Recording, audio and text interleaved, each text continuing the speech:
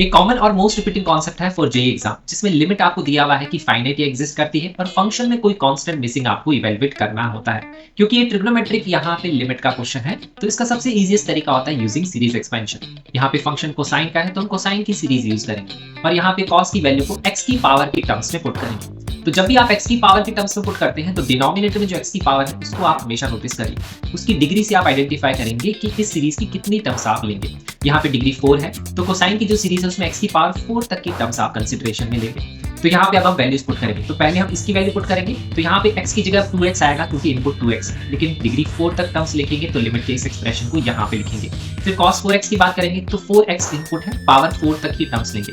फिर आ जाएगा हमारा यहाँ पे पावर 4 के आगे की टर्म्स अगर आप कंसिडरेशन में लेंगे, जैसे पावर 6 आएगा डिवाइड बाय x की पावर 4, वो वैल्यू ऑटोमेटिकली 0 हो जाएगी क्योंकि x अप्रोचिंग 0 पे वो x स्क्वायर बच जाएगा।